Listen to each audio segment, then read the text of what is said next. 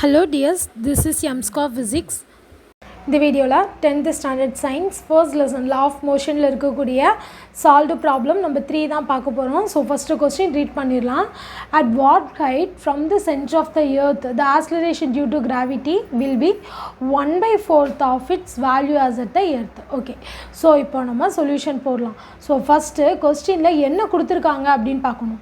இப்போ இதுதான் நமக்கு ஒரு எர்த் அப்படிங்கும்போது இந்த எர்த்தோட சர்ஃபேஸில் நமக்கு அதாவது சென்டர் ஆஃப் எர்த் என்னது, அதோட டிஸ்டன்ஸ் நம்ம என்ன சொல்லுவோம், எப்போவுமே ஆர் தான் சொல்லுவோம்.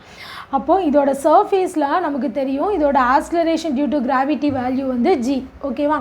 ஸோ அப்போது இங்கே கொஸ்டினில் என்ன கொடுத்துருக்காங்க, at what height from the centre of the earth. So அப்போது ஏதோ சம்திங் ஒரு ஆப்ஜெக்டை இதோட ஒரு பர்டிகுலர் ஹைட்டு, ஃபார் எக்ஸாம்பிள் இப்போ நான் ஹெச் அப்படின்னு எடுக்கிறேன் அப்படின்னா சர்ஃபேஸில் இருந்து எனக்கு ஹெச் டிஸ்டன்ஸில் நான் ஒரு ஆப்ஜெக்டை இங்கே ப்ளேஸ் பண்ணுறேன். ஓகேவா? ஒரு யூனிட் மாஸ் இருக்கக்கூடிய ஆப்ஜெக்ட்னு நம்ம கன்சிடர் பண்ணிக்கலாம். இப்போ இந்த ஆப்ஜெக்டை நான் இங்கே ப்ளேஸ் பண்ணுறேன் அப்படின்னா இதோட கிராவிட்டி எப்படி இருக்கான், இதோட ஒரிஜினல் கிராவிட்டி அதாவது சர்ஃபேஸில் இருக்கக்கூடிய கிராவிட்டியை விட 1/4 டேர்ம் இருக்குது அப்படின்னு சொல்கிறாங்க. ஓகேவா? ஸோ அப்போ 1/4 டேர்ம் இருக்குது அப்படின்னா என்ன அர்த்தம், இப்போ இதில் இருக்கக்கூடிய கிராவிட்டியோட வேல்யூவை நம்ம ஜி டேஷ் அப்படின்னு எடுத்துக்கலாம். அப்போ G dash is equal to g/4. ஓகேவா? ஸோ அதுதான் அவங்க வந்து சொல்லியிருக்காங்க. அப்போ சர்ஃபேஸில் அதோட கிராவிட்டி ஜி அப்படின்னா சர்ஃபேஸ்லேருந்து ஹெச் டிஸ்டன்ஸில் அதோட கிராவிட்டி ஜி டேஷ். அப்போது சர்ஃபேஸில் இருக்கும்போது அதோட டிஸ்டன்ஸ் ஆர் அப்படின்னா சர்ஃபேஸில் இருந்து ஹெச்சோட டிஸ்டன்ஸில் அதோட டோட்டல் டிஸ்டன்ஸ் பார்த்தோம் அப்படின்னா ஆர் ப்ளஸ் ஹெச், அதாவது r dash is equal to r plus H. So இதெல்லாம் தான் கிவன் வேல்யூ. ஸோ அப்போ ஃபஸ்ட்டு அதை எழுதிடலாம். ஸோ அப்போது நார்மலாக எர்த்து சர்ஃபேஸில் இருக்கக்கூடிய அதோட டிஸ்டன்ஸ் அப்படின்னு நம்ம பார்த்தோன்னா ஆறு, சர்ஃபேஸில் ஜி கிராவிட்டியில் இருக்கக்கூடிய டிஸ்டன்ஸ் வந்து ஆறு இருக்கும். பட் சர்ஃபேஸில் இருந்து ப்ளஸ் ஒரு பர்டிகுலர் ஹைட்டில் அதோட டிஸ்டன்ஸ் அப்படின்னு பார்த்தோன்னா r dash is equal to r plus H.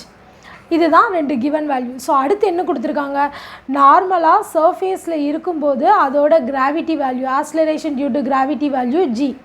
But அதே இது ஆர் டேஷ் ஹைட்டில் நமக்கு அதோட gravity value acceleration due to gravity value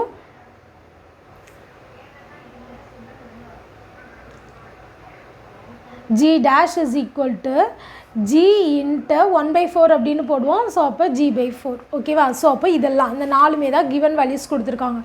so கொஸ்டினில் என்ன கேட்டிருக்காங்க, அட் வாட் ஹைட்டு அப்படின்னு கேட்டிருக்காங்க. அப்போது இந்த ஹைட் என்ன, இதுக்கான ரிலேஷன் என்ன அப்படிங்கிறத கண்டுபிடிக்கணும். ஓகேங்களா? ஸோ அப்போ ஃபஸ்ட்டு நம்ம என்ன பண்ணிக்கலாம், ஜிக்கான ஃபார்முலா எழுதிக்கலாம். ஆக்ஸலரேஷன் டியூ டு கிராவிட்டிக்கான ஃபார்முலா நமக்கு தெரியும். G is equal to capital G m/r². இந்த கேபிட்டல் ஜி அப்படிங்கிறது என்னது, கிராவிடேஷனல் கான்ஸ்டன்ட். எம்ங்கிறது மாஸ் ஆஃப் எர்த்து, ஆருங்கிறது ரேடியஸ் ஆஃப் எர்த்து. ஸோ அப்போ G is equal to gm/r² அப்படின்னா G dash is equal to G dash என்ன வரும், கிராவிடேஷனல் கான்ஸ்டன்ட். இது கான்ஸ்டன்ட் இல்லையா? ஸோ அது மாற போகிறதில்ல. எம் மாஸ் ஆஃப் எர்த் அதுவும் நமக்கு சேஞ்ச் ஆக போகிறதில்ல.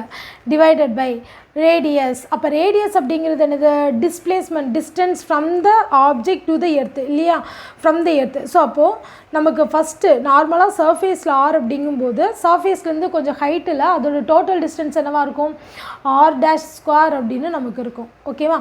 ஸோ அப்போது இதோட டிஸ்டன்ஸ் வந்து ஆர் டேஷ் ஸ்கொயர். இப்போது இது ரெண்டுத்துக்குமான ரேஷியோ நம்ம பார்க்க போகிறோம். அப்போ g divided by g dash is equal to gm/r² the whole divided by gm/r dash square. இப்போ gm கேன்சல் ஆயிரும். ஸோ அப்போ இந்த டேர்ம் நியூமரேட்டரில் வரும்போது r dash square divided by r² அப்படின்னு நமக்கு கிடைக்கும். ஸோ இதுக்கப்புறம் நம்ம வேல்யூ சப்ஸ்டியூட் பண்ண போகிறோம். r டேஷ்க்கான value r plus H. So r plus H divided by, அதாவது இது r plus H the whole square divided by r².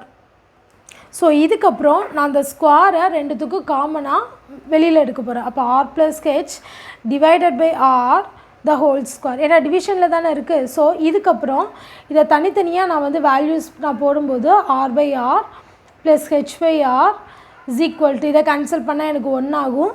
So 1 plus h/r the whole square. இதுதான் வந்து எனக்கு ரைட் சைடில் இருக்கக்கூடிய வேல்யூ. பட் இதே இது நான் லெஃப்ட் சைடில் கண்டுபிடிக்கிறேன் அப்படின்னா ஜி டேஷ் இல்லையா, அப்போ ஜி டிவைடட் பை ஜி டேஷோட வேல்யூ என்னது, g/4. அதை நான் இங்கே சப்ஸ்டியூட் பண்ணுறேன். அப்போ ஜி கேன்சல் ஆயிரும். இந்த 4 நியூமரேட்டர் வரும்போது 4 is equal to 1 plus h by r the whole square. இதுதான் நமக்கு கிடச்சிருக்கு. ஸோ இதுக்கு அடுத்த ஸ்டெப் என்ன எழுத போகிறோம்? ஸ்கொயரை ரிமூவ் பண்ண போகிறோம். இப்போ ஸ்கொயரை நான் ரிமூவ் பண்ணணும் அப்படின்னா அந்த ஸ்கொயரை நான் இங்கே எடுத்துகிட்டு வரும்போது எனக்கு அது ரூட்டில் வரும். ஓகேவா? ஸோ 2 பக்கமும் நான் ரூட் எடுத்தேன் அப்படின்னா எனக்கு ஸ்கொயர் வந்து கேன்சல் ஆகும். ஸோ அப்போ ரூட் எடுக்கும்போது 2 is equal to 1 plus h by r. அப்போ 2 is equal to 1 plus h by r. So இப்போ இந்த இடத்துல வந்து நம்ம 1 நம்ம இங்கே கொண்டு வரும்போது நமக்கு என்ன கிடைக்கும்? So 2 minus 1 is equal to h by r. அப்போது 2 minus 1 1, so 1 is equal to h by r. அப்போ r is equal to h இல்லையா? ஸோ அப்போ இதை நான் எங்கே சப்ஸ்டியூட் பண்ண போகிறேன்? r டேஷ் இருக்கிற இடத்துல நான் சப்ஸ்டியூட் பண்ணேன் அப்படின்னா r plus h. ஸோ அதுக்கு பதிலாக நான் இங்கே போட்டேன்னா r plus r is equal to 2r. அப்போ என்ன சொல்கிறாங்க? 2r டிஸ்டன்ஸில் எனக்கு எப்படி இருக்குன்னு சொல்கிறாங்க? ஆக்ஸலரேஷன் டியூ டு கிராவிட்டி சர்ஃபேஸில் இருக்கிற கிராவிட்டியை விட 1/4 டேர்ம் இருக்கும் அப்படின்னு சொல்கிறாங்க. ஓகேவா? ஸோ அப்போது 1/4 term acceleration due to gravity இருக்கக்கூடிய டிஸ்டன்ஸு சென்டர் ஆஃப் எர்த்துலேருந்து 2r டிஸ்டன்ஸு.